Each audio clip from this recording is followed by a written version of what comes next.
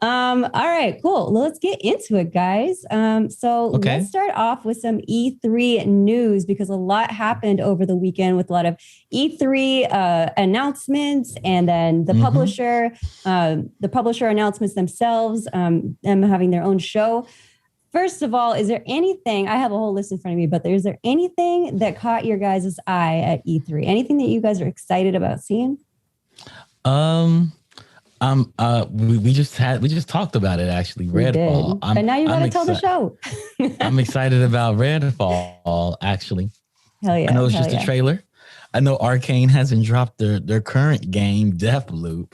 So it's so interesting. They're talking about the next game when the current game isn't out yet. I'm like, You read my mind. You read my. So for those of Mhm. those who haven't seen the announcement Mhm. trailer, Bethesda Studios has announced a new game. Well, actually, sorry, Bethesda Softworks has announced a new game by Arcane Studios, one of the studios that is owned by the parent company, Bethesda and ZeniMax. It's called Redfall, and it is about. It looks like some stealth mechanics plus shooter mechanics plus magic elements, and wait for it, a Oh, vampire. yeah, And yeah. Magic Ellis, I just love And it. It looks so good. you have to get the hierarchical ownership right. Microsoft, Oh, that's ZeniMax, true. Bethesda software, then Arcane Studios. Oh, it's just There's the so onion many layer of owners in companies. this. Yeah. Arcane's not making any money on this game. By the time it trickles down to them, Oh man, I hope they do. I hope they do. It's a that's why good they're doing studio. two games. They've Mm-hmm. come out with some great stuff in the past. It definitely looks like from the looks of this Mm-hmm. announcement trailer, it seems to be based on a lot of the mechanics that they perfected in the game Dishonored, which guys, if you haven't played Yes. that one and you like a Mhm. stealth game and just beautiful art, you got to pick it up. It is a must. Dishonored and Dishonored 2, both of them are just like exquisite games. And I'm seeing a lot of the same mechanics because you see in this new trailer, like vampires like appearing and disappearing in certain places, and then you can use and absorb their mechanics, and then all the while it's still a shooter.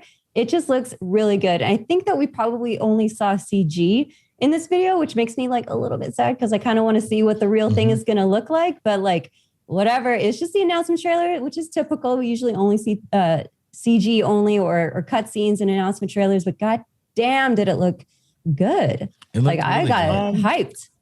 I'll say this. I'm hyped because the trailer was good to the point where I was like, well, maybe this should be an anime. Maybe this should be like a like a Netflix series Mhm. because it You did look fucking good. nerd. Everything's got to be an anime. I like that. I mean, I'm just saying it looked good. The characters seemed You're not wrong. each character looked interesting and all that. Mhm. But here's the thing. I mean, the whole time I saw it, I was like, yeah, this is cool and all, but let me see gameplay. Yeah, I mean, Yeah. this is cool. Let I me see mean, gameplay. they Until probably I haven't see started the gameplay, it's game hard. yet. It's hard The to get team, excited until you see the gameplay. the team is probably crunching Yeah. on Deathloop. They Right, probably haven't right. started gameplay on this. They got everything there. They're like, oh, we'll just keep playing this. We don't know sure what type of game it is. I think it's like I think it's a battle royale type game. I think the You think it's vampires are battle human. royale?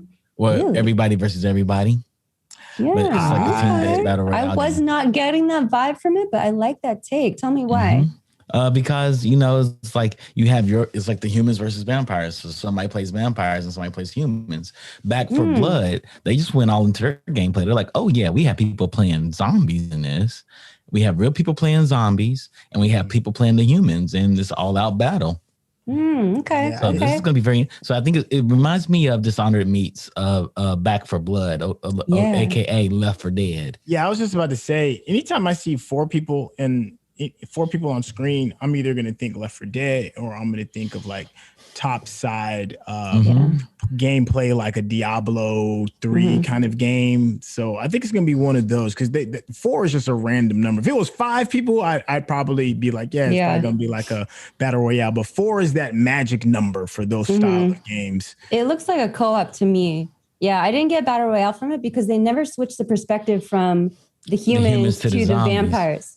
Yeah, you never actually played in the so that's why I wasn't getting battle royale. But I could be wrong. Who knows? It'd be nice if they do it that way. Guardians of the Galaxy looks good. Let's go ahead. I got a question for you guys though. Would you take Redfall or trade it for Deathloop? Because I was pretty excited about both, and I'm like on the fence now. Because the same studio is making both of them, and like I don't know how they're making 2 games, but one of them is probably going slower, I bet, because of this one. Who knows? I'm taking Deathloop because you're closer to being finished than Redfall. I got so hyped about Deathloop. It looked so good. Just like the plot itself was just like brilliant, and it feels like so basic, but like nobody's really done that, have they? I don't know. Looper is kind of similar, like the movie, right? Yeah, you played the whole thing. But yeah, the mechanics of just like one person like waking up just to kill another person, they kill you back, and then you just repeat the cycle until the end. And I don't know what the end is, but I feel like that is a really interesting game mechanic, and then also story. Like, what is a story to explain that kind of series? Loop. I think I want Deathloop. Like, guys, focus. Get me Deathloop first, and then give me Redfall later. Yes, I'm with you on that, Summer.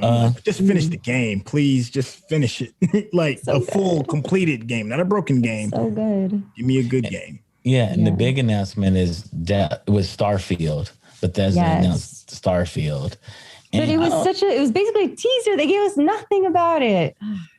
It's a Bethesda game for me. Is to the pits. I'm not gonna play it. You're not gonna play it? Oh my God, get out of here. Get out. I'm not gonna play it. I'm not gonna play it. You don't want to invest 150 hours of your life? Nope. And do nothing and do absolutely nothing, because that's who I am as a player. Yes. Yeah, I'm the guy that unlocks all the missions and try to do them all at the same time. I don't do missions one at a time. Different types of players out there. Wait. So for Starfield, just to bring everybody else up to speed, the release date was already announced on the announcement trailer, which is like, that is a bold move, Bethesda. Let's see if you come through on that one. They announced it as an Xbox exclusive. It was confirmed as exclusive for only that console. Bethesda started off E3's 2021 Xbox and Bethesda Games Showcase by showing off more of Starfield and confirming both a November 11th, 2022 release date, and that it'll be an Xbox exclusive at the same time. During the E3 presentation, Bethesda's Todd Howard said that Starfield is about hope and shared humanity that we all have. And this new game will also be featured on Bethesda's Creation Engine 2, which promises improved graphical fidelity and other improvements, but we wouldn't know that based on the only CG teaser. Okay.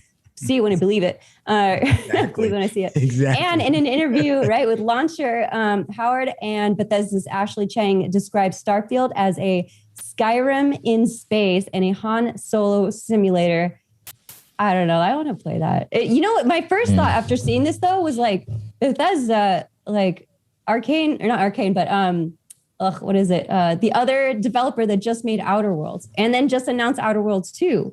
Like they basically, so they worked on, I think it was Fallout New Vegas, Oblivion. That's what it is. Oblivion made Outer Worlds. Somebody correct me if I'm wrong, but I'm pretty sure I'm not on that one. And they came out with Outer Worlds, which is basically, Skyrim in space. And they got, it was a really successful game that came out like, I think 1 or 2 years ago. I played it. It really did feel like, Bethesda roots, which makes sense because they had developed a game together with them. But then Skyrim in space / Starfield just came out. And I just feel like Bethesda is like 2 years too late. Like somebody else already did it. Exact same thing, like your thing in space. I don't know. Better be good.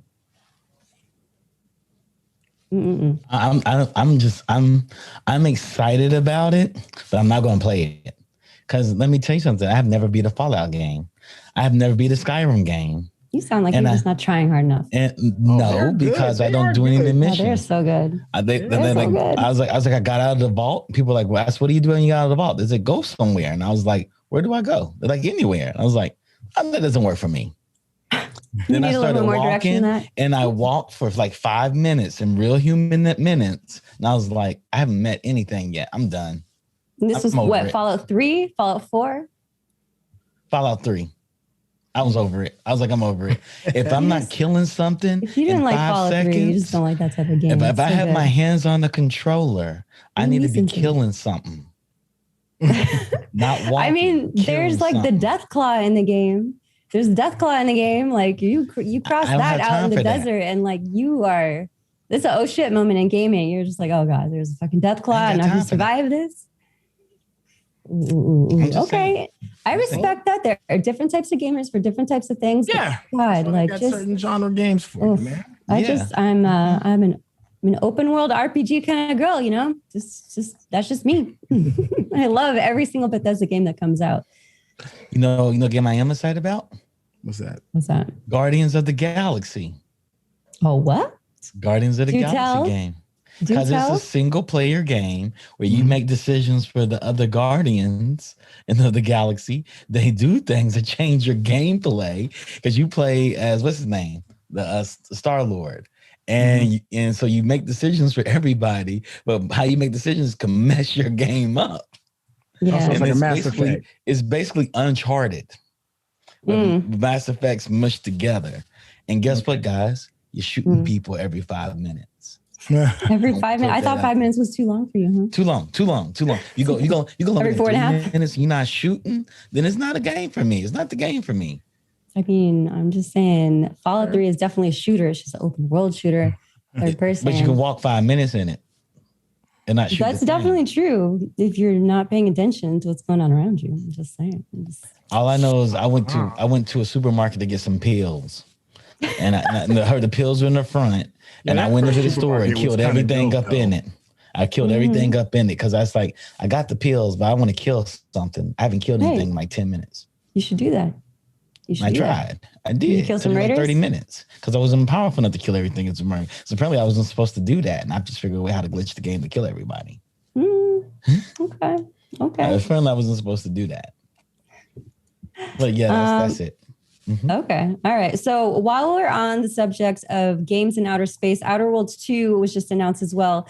Outer Worlds 2 has just been officially announced on Xbox Series X and S, and it is a next-gen only title. The trailer looked pretty good. It looked way better than the last installment of the game, which honestly, the graphics were like something to be desired. But this one, I couldn't really tell if it looked like mostly CGI. I didn't pay too close of attention. It looked gorgeous though. But it's such a huge, expansive world that I would have a hard time believing that the game is always going to look like that. But it definitely looked bigger and badder, and there's still Saturn rings all over the world and in your horizon, in your skyline, which is gorgeous. I loved that game too. Although I will say it wasn't as good as Bethesda games. Sorry, no shade. I was going to say this about the trailer, the best trailer of E3. They just told you all this is fake. You hear this voice, you think something magical is going to happen. You hear this sound, this is when we're supposed to do this. You see the rounds, we're going to have a whole lot of lens flares over this trailer. Only thing we haven't got done with this game right now is this title. Which was hilarious, by the way. The VO was hilarious. It was just like, we have a new game. And we'll let you know. We'll let you know. We have no idea what the game is. I love that they're getting out ahead of it. We'll let you know. Is this enemy? Sure, he looks badass. This is the only time you're ever going to see it again. It's going away for good. I was cracking up. I thought that was hilarious because they know that is going to come, right? They're just trying to get out ahead of it, make a joke out of it, and keep it light. I thought that was a pretty good PR play. It was a smart one. We also have Halo Infinite, which is also confirmed for holiday 2021. The first multiplayer footage shown and the campaign have been confirmed for the same timeline. In addition to seeing a bit more of the campaign, we also started to see the first footage of actual multiplayer. Yeah, real footage? Actual gameplay footage? I know. Yeah. Oh my God. How dare they? Oh yeah, man. They have it. It's going down. They're like, hey, we got footage for you. Real footage. All right. I'm excited about that. I'm excited about it too. That is enough E3 news, guys. We have something special for you tonight. We have a few guests that we want to bring in the show. So up next, we have Lily and Golda from Arkipelago Books. Sorry? Well, we only have Lily. We got Lily. We got Lily today. One of two Filipino bookstores in the country located in San Francisco. Let's bring her in while I do this intro here. And the owner's name is Lily and Golda. They have served the community for over 20 years. And these two fine people are experts on Trese, right? A brand new series based on a comic book that just dropped recently. Hello, welcome to the show, Lily. You're on mute. You're muted. You're muted. So rookie, man. So rookie. That's okay. Happens to the best of us. It does. Thank you for joining us today. We're good. Thanks for joining us. Yeah. I was enjoying the talk about games and stuff. And on my phone. So when yeah, you were talking whenever you get me on games, I tend to lose track of time and talk about it forever. So my bad on that one. No. Your I was into bookstore. it. Our bookstore is one of 2 Filipino bookstores in the country. We just specialize in Filipino and Filipino American books and culture. And people would think like we could only fill in like one book, Philippine books, but we actually fill in like maybe about 400 square feet full of like books from the Philippines, books from here, especially Filipino American authors, Philippine authors. And right now the craze is graphic novels. Like everyone is all about it. Like, no matter who you are, visual art is always going to be attractive. It's always going to be the best way to tell a story to some people. Yeah. I'm a film person, so like you got to show me, can't just tell me. And so shows like Trese, like the book has been super popular for years. And so was whenever we would get it from the Philippines, as soon as it hits our shelves, it's like already gone. Like, and it's like over like a few years that we've been carrying the book. And so I think that this is like super exciting. Oh, so that's part of our bookstore, is just showing people things that they've never seen before, especially from Filipino and Filipino Americans. And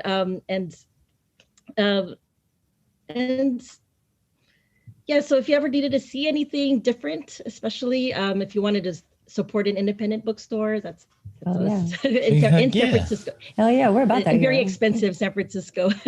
Yeah, we're about that life. We're about that life. Mm-hmm. So why don't you tell us, what is Trese for those who are not familiar with the IP? Trese, how I describe it to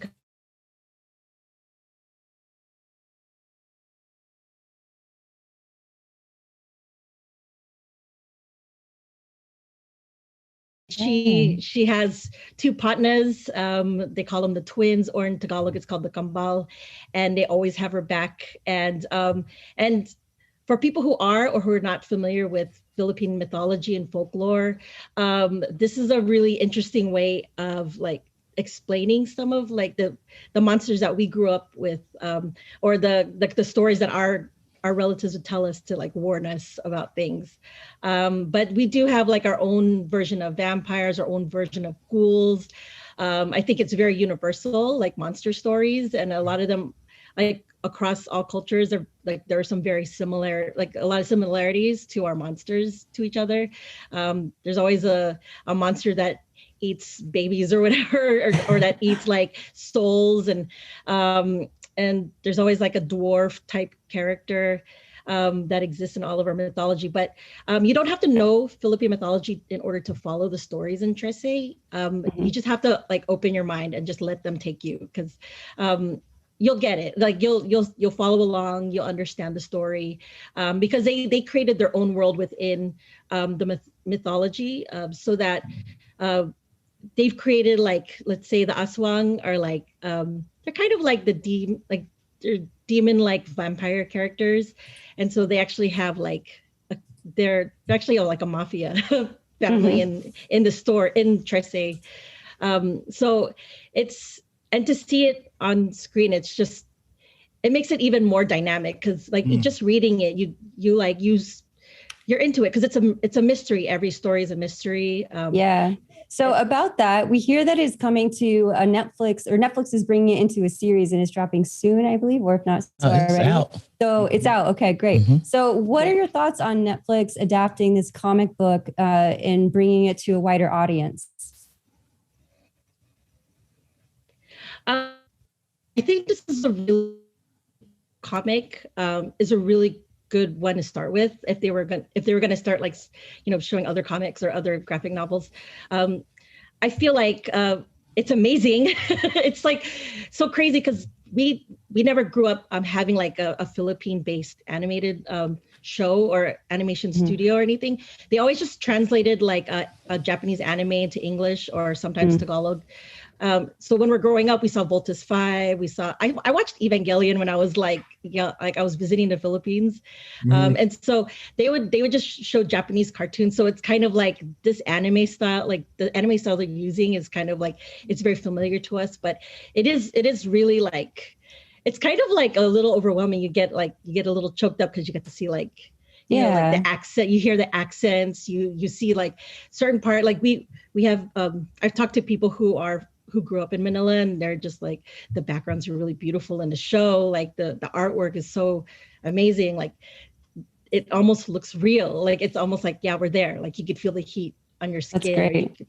Yeah. So it's amazing for a lot of people in our community. And I think it's like, we always want to share our stuff. Like everyone wants to share, like, you know, especially the scary stuff. It's like, see, I grew up hearing those stories. So it sounds like you're pretty excited about it coming to a wider audience. And it sounds like, from what I'm hearing, and you tell me if you agree with this, but are they staying pretty true to the comics? And then are they also staying pretty true to Filipino mythology, or however you want to describe it? Does it feel authentic? Authenticity is kind of like, sometimes it can be subjective. I like approaching Trese, and especially the world building that they did in just creating, like, you know, they were inspired by the mythology and by the folklore, but I don't think we have to like attach it to, like, connect it too much to it. I think you have to just keep an open mind of, you know, like authenticity is kind of like, or like, it's just like eating like it's like eating fusion food. Like you have like the essence of it, but you don't, like, you can't just keep connected too much, or you can't compare it too much to like the OGs or whatever. It's just like, there are rules, and sometimes we could play with those rules as artists. So you could just like, you got to keep an open mind. Yeah. It gets really tricky when you get, like, when you're trying to compare authenticity, because it's like, you know, it's like as artists, you got to let the artists like kind of express themselves and like create a world and like let you into that world. Cause it's very different than like what you're getting too attached to or getting too connected to. Comparing it to the comics, and as reading the comics, it's a tad bit different. I think the comics are a little bit darker, like the humor is a little bit darker. The character, like some of the situations are darker. So I think to make it a audience, maybe it's too much, but also introducing everyone to Trese. But I know that the first book, he's the first book in the series, like to for the stories. But you know, like, but it's a trip to see. Like, it's such a trip to watch. Like I read that story, like, and for it to connect and the way they portrayed it.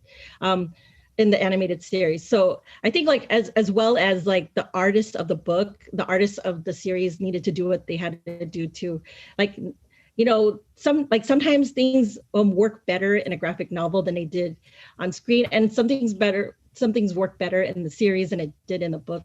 So I mean, like, we gotta, like, they're budging, like, we gotta give them room to budge. And I really like, I like both, and I hold them in their own like categories, you know. Hell yeah. That sounds great. I have a talk question. Too much. I'm sorry. This is great. This is exactly what you're here for. I have a question. Yes, what other mythology books, graphic novels, you suggest that we should read if we want to learn more about Filipino culture? Oh man. There's hold on, let me grab some in my garage right now. There's a book, there's a few books that, because like either you get like an academic book and they'll break down the mythology and the folklore. And then there's also like other graphic novels similar to Trese that are using Philippine mythology in the modern world. And so it depends kind of like what you're in the headspace for. If you like really want to get like all academic and like fact based, or if you want to get like, you know, I just want my brain to just play. Like I just wanted to like go elsewhere. Cause like there's a graphic novel from the Philippines called Mythology Class. And that one's a really popular one too. And it's like the mythological creatures in the modern day. And it's just like, you know, imagine them as like teenagers or 20 somethings living today. And so and that's their reimagining of mythology, and that's their like world building of their own, the same mythology that they use in Trese, you know. And so there's a lot of art, like there's a lot of comic artists in the Philippines that are just making everyone reimagine, like, you know, this is what we know about mythology, but then also here's how we're going to make it like funner to learn about, or here's the things that are that we imagine it to be for ourselves as artists, you know.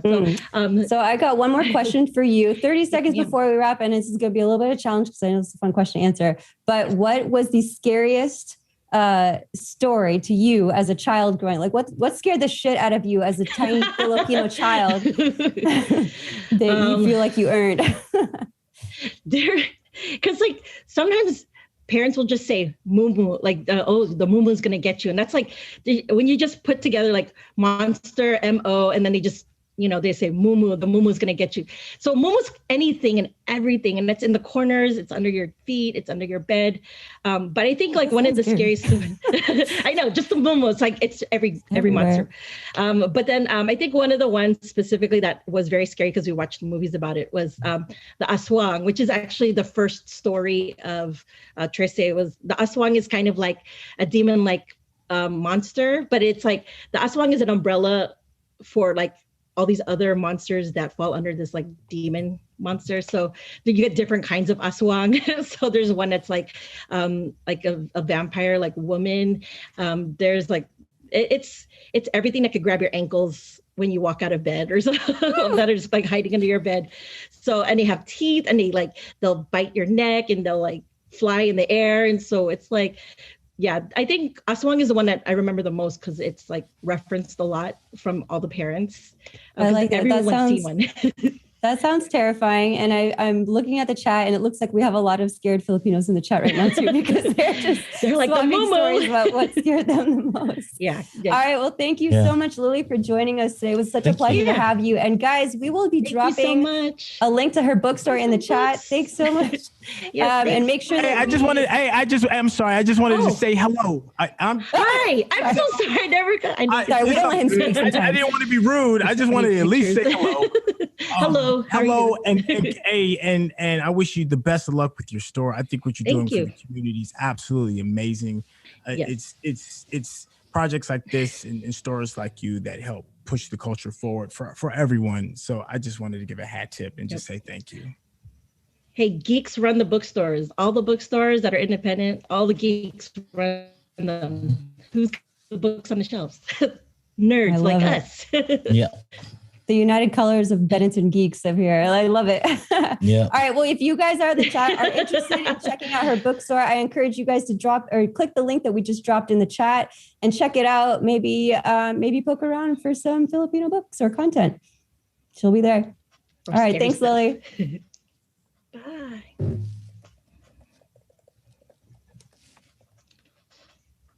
All right, what a gem she was. I love that. All right, guys, that is tongue twisted today. That concludes the news segment and interview segment of our show for today. Thank you all for tuning in, and shout out to Digital Click for all the creative that you guys provide.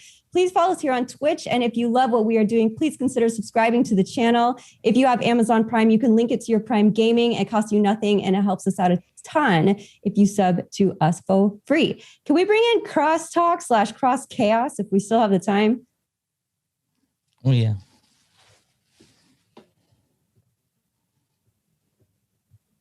Who are we bringing in today? Who we have? We have Pangeekery up next. All right, let's bring in some Earl, some Jen, some Andy. Y'all still hear me? Yep, that's it.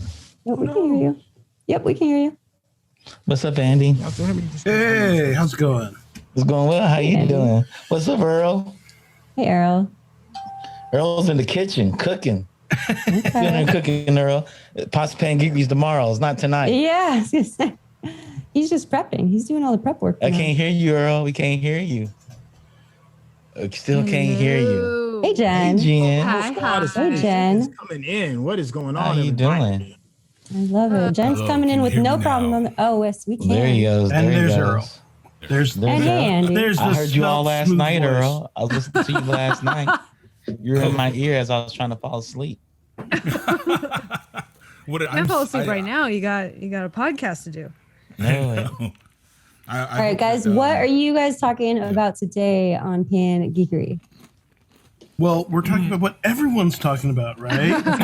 All week.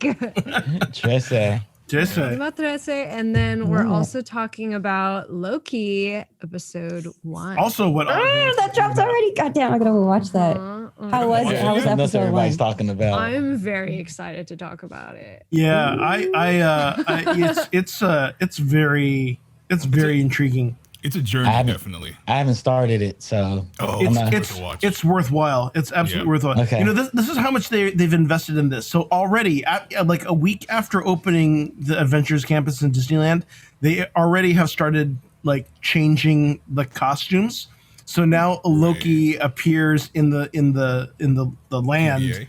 Product placement game is unrivaled. He's in his like prisoner togs jumpsuit. Oh, that's awesome. And he's accompanied by TVA jailers. Yep. Yeah, because Avengers Campus doesn't live in a timeline. Yeah. It just exists. Between universes. Yep. Yo, the whole thing with Loki, it's like it's breaking every rule in the Marvel universe right now. Ooh, okay. Really? Do tell. I think go ahead. No, go ahead, Jen. I was just gonna say, like, I think it can get away with it by creating an exception for itself, you know, as we'll talk about like on the show. But I find it interesting how they created that exception. And it's like, oh, cool. So you like gave yourself a free pass to do a spinoff like this, you know? Right. I love it. That's just like anytime you got like multiple timelines, you always get the excuse of just like, whatever, it's just another timeline. Ooh, okay. I'm even more intrigued. I like it. Yeah. Okay, Earl, I heard some pretty exciting news about you. I heard that you have a part in Trese that we just talked about. Yeah. Can you just like blow yourself up for a second? Because we're so excited. We're so excited that you're in the show. So I appear in episode 5. I'm not going to tell you who it is. I think it's fun for you to discover who it is. I'm definitely not Earl. I know. Yeah, Summer all along. Summer Agatha all along. But I got cast in the project back in 2019, so that's when we recorded, and it's been this entire time, you know. Wow, that's a long time ago, actually. Yeah. So summer of 2019, and then we shot ADR, or we recorded ADR at the end of last year. So this has been a long time coming, and I'm super excited that it's finally out for everybody to watch. That's so cool. So are you like, do you have a heritage? Well, how do I ask this question? Is there a heritage similarity between your character and you there? Yes. So, all of the action in Trese takes place in basically in Metro Manila, Philippines. So part of the auditions was to they asked us to read in a Filipino accent, and I'm like, that's just my parents' accent, you know. So like, it's very similar. I mean, I used to call my dad. He's a Filipino Ricky Ricardo. That's what his accent Lucy. Really? Imitate your dad right now. You know we were I'm okay. We're knew that was gonna happen. What can I say that's not incriminating and or like, oh, it's sad. He used to say that to you. Even better if it is. My middle name is Michael. So he used to say, like, whenever I would be helping him in the garage, he would say, Michael, go to the garage and get the grace. And I'm like, what the fuck is the grace? And I'm like, and then he would get all mad, and he was like, get the grace, go to the garage and get the grace. And then I'm like, what is going on? And then he would get all mad, and he would go to the garage. He grabbed the tub of grease. Grace! And I was like, oh. I thought he said grapes. And I was like, grapes in the garage. So. I love it.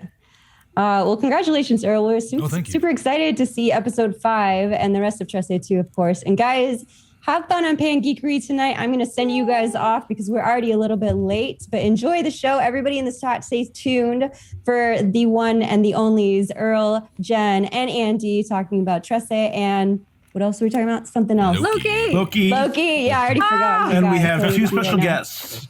We have That's two his Oh, special okay, special okay. guests. All right, wait, drop in the names of the special guests, unless you Dee Dee Magno Hall, who Broadway some star. people might know her from Steven Universe. She was the voice She's of Pearl, Oh, and is also in the cast So- of Trese. And Okay. also There you go. in Casa Trese. And Well, we have podcaster Ethan. Bolero, Yes. who runs a podcast called Tabi Tabi Podcast. Which is, right. Specializes in talking about Trese Yeah. related items. right. I love it. mythology. Davi. Trese. If you are into Trese, you better not miss this episode of Pangeekery. All right, guys, we're gonna shut down the chat for a second, but we will be right back in 30 seconds or so. I don't know, whenever we do it. Just stay tuned. Don't go anywhere. And we will see you tomorrow on GeekBeast, and they will see you in like just a second. Bye. Yeah. Peace. Thanks, y'all.